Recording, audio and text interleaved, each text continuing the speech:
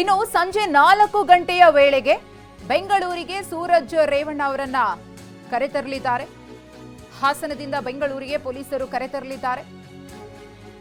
ಬೆಂಗಳೂರಿನಲ್ಲಿ ಸೂರಜ್ಗೆ ವೈದ್ಯಕೀಯ ಪರೀಕ್ಷೆ ನಡೆಸುವ ಸಾಧ್ಯತೆ ಇದೆ. ಬೌರಿಂಗ್ ಆಸ್ಪತ್ರೆಯಲ್ಲಿ ವೈದ್ಯಕೀಯ ಪರೀಕ್ಷೆಯನ್ನು ಮಾಡುವ ಸಾಧ್ಯತೆ ಇದೆ. ಈಗಾಗಲೇ ಬೌರಿಂಗ್ ಆಸ್ಪತ್ರೆಯ ವೈದ್ಯರಿಗೆ ಪೊಲೀಸರು ಮಾಹಿತಿಯನ್ನ ಕೊಟ್ಟಿದ್ದಾರೆ, ಎಷ್ಟು ಗಂಟೆಗೆ ಕರೆತರಲಾಗುತ್ತೆ ಅಂತ ಹೇಳಿ. ವೈದ್ಯಕೀಯ ಪರೀಕ್ಷೆಯ ಬಳಿಕ ನ್ಯಾಯಾಧೀಶರ ಮುಂದೆ ಎಂಎಲ್ಸಿ ಸೂರಜ್ ರೇವಣ್ಣ ಅವರನ್ನ ಹಾಜರುಪಡಿಸಲಾಗುತ್ತೆ. ಮತ್ತೊಂದು ಕಡೆ ಸಂತ್ರಸ್ತನಿಗೆ ಬೌರಿಂಗ್ನಲ್ಲಿ ಮೆಡಿಕಲ್ ಟೆಸ್ಟ್ ಅನ್ನ ಮಾಡಲಾಗ್ತಾ ಇದೆ. ಇಂದೇ ನ್ಯಾಯಾಧೀಶರ ಮುಂದೆ ಸೂರಜ್ ಹಾಜರು. ನ್ಯಾಯಾಧೀಶರ ಮುಂದೆ ಪೊಲೀಸರು ಹಾಜರುಪಡಿಸುವುದಕ್ಕೆ ಬೇಕಾದಂತಹ ಸಿದ್ಧತೆಗಳನ್ನು ಕೂಡ ಮಾಡಿಕೊಂಡಿದ್ದಾರೆ. ಹಾಸನದಿಂದ ಬೆಂಗಳೂರಿಗೆ ಪೊಲೀಸರು ಕರ್ಕೊಂಡು ಬರ್ತಾರೆ ಸಂಜೆ 4 ಗಂಟೆಯ ಸುಮಾರಿಗೆ. ನಂತರ ನ್ಯಾಯಾಧೀಶರ ಮುಂದೆ ಹಾಜರುಪಡಿಸಿ ಕಸ್ಟಡಿಗೆ ಕೇಳಲಿದ್ದಾರೆ. ಈ ಕುರಿತು ಮತ್ತಷ್ಟು ಮಾಹಿತಿಯನ್ನ ಕೊಡ್ತಾರೆ ನಮ್ಮ ಪ್ರತಿನಿಧಿ ಜಗದೀಶ್. ಒಂದು ಕಡೆ ಸಂತ್ರಸ್ತ ಯುವಕನಿಗೆ ಬೌರಿಂಗ್ ಆಸ್ಪತ್ರೆಯಲ್ಲಿ ಮೆಡಿಕಲ್ ಟೆಸ್ಟ್ ನಡೆದಿದೆ. ಹಾಗೇನೆ ಸಂಜೆ 4 ಗಂಟೆಗೆ ಸೂರಜ್ ರೇವಣ್ಣರನ್ನ ಕೂಡ ಬೆಂಗಳೂರಿಗೆ ಕರೆತರ್ತಾರೆ. ಬೆಂಗಳೂರಿಗೆ ಕರೆತಂದಾದ್ಮೇಲೆ ಏನೆಲ್ಲ ಬೆಳವಣಿಗೆಗಳಾಗುತ್ತೆ ಅಂತ ಹೇಳಿ ಈ ಪ್ರಕರಣದಲ್ಲಿ. ಖಂಡಿತ ಮಧುಶ್ರೀ, ಈಗಾಗಲೇ ಈ ಪ್ರಕರಣ ಸಾಕಷ್ಟು ಗಂಭೀರವಾಗಿರುವುದರಿಂದಾಗಿ ಸರ್ಕಾರ ಕೂಡ ಈ ಪ್ರಕರಣವನ್ನು CIDಗೆ ವರ್ಗಾವಣೆ ಮಾಡುವಂತಹ ಒಂದು ಆದೇಶವನ್ನ ಮಾಡಿದೆ.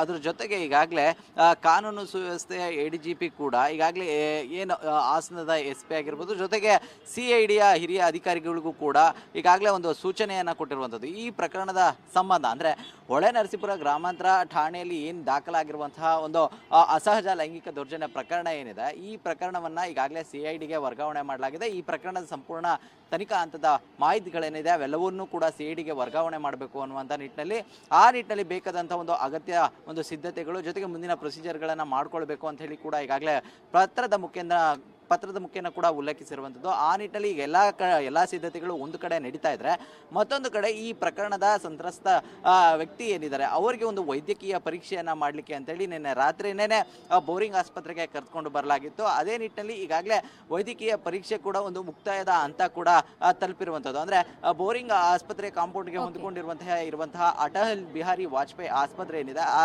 ಆಸ್ಪತ್ರೆಯಲ್ಲಿ ಈ ರೀತಿಯಾದಂಥ ಒಂದು ಪ್ರಕ್ರಿಯೆಗಳನ್ನು ಕೂಡ ಈಗ ಮಾಡಿ ಮುಕ್ತಾಯ ಮಾಡ್ತಾ ಇರುವಂಥದ್ದು. ಮತ್ತೊಂದು ಕಡೆ ಈಗಾಗಲೇ ಬೌರಿಂಗ್ ಆಸ್ಪತ್ರೆ ಮೂಲಗಳಿಂದ ಸಿಕ್ಕಿರುವಂತಹ ಮಾಹಿತಿಯ ಪ್ರಕಾರವಾಗಿ ಸೂರಜ್ ರೇವಣ್ಣನನ್ನ ಇವತ್ತು ಸಂಜೆ 4 ಗಂಟೆಯ ಸುಮಾರಿಗೆ ಆಸ್ಪತ್ರೆಗೆ ಕರೆದುಕೊಂಡು ಬರೋದಾಗಿ ಕೂಡ ಈಗ ಪೊಲೀಸರು ತಿಳಿಸಿದ್ದಾರೆ ಅನ್ನುವಂಥ ಮಾಹಿತಿ ಸಿಕ್ಕಿರುವಂಥದ್ದು.